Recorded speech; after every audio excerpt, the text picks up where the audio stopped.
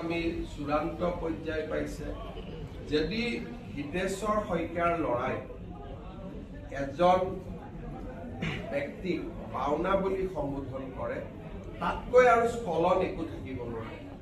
মই আশা কৰোঁ দেৱব্ৰত শইকীয়াই ক্ষমা খুজিব আৰু তেনেকৈ যাতে ভৱিষ্যতে কথা নকয় তাৰ কাৰণে নিশ্চয় প্ৰচেষ্টা কৰিব। আমি বুজিব লাগে যে মুখ্যমন্ত্ৰীৰ ঘৰত জন্ম লোৱা মানে আমি নিজে কোনো ৰজা হৈ যোৱা নাই। আমি ৰজা আনবিলাক প্ৰজা সেই চিন্তাটো এৰিব লাগে। দেৱব্ৰত শইকীয়া গৌৰৱ গগৈ দুয়োজনৰে মূৰত এই চিন্তাটো বহুত সোমাই থাকে যে আমি ৰজাৰ সোণৰ চামুচ লৈ জন্মিছোঁ, গতিকে তেওঁলোকে সকলোকে যিকোনো ব্যৱহাৰ কৰিব পাৰিব, এই চিন্তাধাৰাৰ পৰা তেওঁলোক আঁতৰি আহিব লাগে। প্ৰফুল্ল দাস যিজন কালি আহিছিলে কংগ্ৰেছ ত্যাগ কৰিছিল, তেওঁ কৈছিল যে তাত এনেকুৱা এটা পৰিৱেশ বৰ্তমান। আপোনালোকে প্ৰফুল্ল দাসক কেতিয়াবা লগ পাই সুধিব যে কংগ্ৰেছত কিমান চেৰোগেট একাউণ্ট আছে।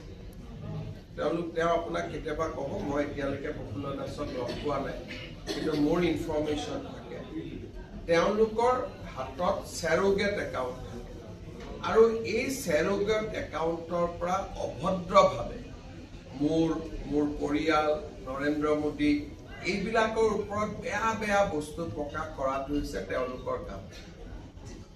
যাৰ ব্যক্তিত্ব আছে বা অলপ হ'লেও মানুহৰ ক'ব গ'লে যে বিবেক আছে, তেওঁলোকে এই কামটো কৰিব নোৱাৰে। এই চেৰোগেট একাউণ্টবিলাক তেওঁলোকে ৰাখিছে অকল মানুহৰ মান সন্মান নষ্ট কৰাৰ বাবে। আৰু কেতিয়াবা আপোনালোকে যিজনে ৰিজাইন দি আহিছে, মই কথাও পতা নাই, মই আগতে কংগ্ৰেছত থাকোঁতে তেওঁক জানিছিলোঁ, এইকেইদিন মই কথা পতা নাই। কেতিয়াবা আপোনালোকৰ ষ্টুডিঅ'ত বহাই কথা পাতিব, তেওঁলোকে আপোনালোকক বহুত কথা মানে যিবিলাক আমি ভাবিব নোৱাৰোঁ, য'ত তেওঁলোকৰ ছ'চিয়েল মিডিয়া ৱাৰ ৰুমত যিবিলাক হৈ থাকে, ভুৱা কাগজ বনোৱা, ভুৱা AI কৰা, গোটেই Congress nationally they have develop a system. আৰু ইমানেই বেয়া ছিষ্টেম যে তাক কোনো ক'ত অপ'জ কৰে ক'ত ছাপৰ্ট কৰে মই সেইবিলাক নাজানো, তেওঁৰ অভিজ্ঞতা থাকিব। কিন্তু মই এইটো কথা জানো যে মেক্সিমাম কংগ্ৰেছৰ মিয়া সদস্যই হিন্দুৰ নামত একোটা একাউণ্ট বনাই দিছে। মই যোৱাবাৰো আপুনি কৈছোঁ সোণৰ খাৰু নেলাগে মোক, এনেকুৱা কিছুমান অসমীয়া শব্দৰে তেওঁলোকে ছ'চিয়েল মিডিয়াত বহুত একাউণ্ট বনাই লৈছে।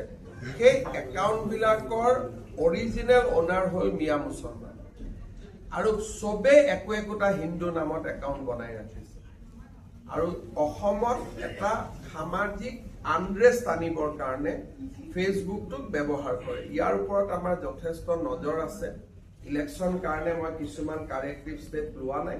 ইলেকশ্যনৰ পিছত যদি আমাৰ চৰকাৰ আহে আপোনালোকে দেখিব যে তাত ক্ৰেকডাউন হ'ব, কাৰণ ছ'চিয়েল মিডিয়াত ডিচেপ্টিভ কেৰেক্টাৰ লৈ এই ধৰণে ৰাইজক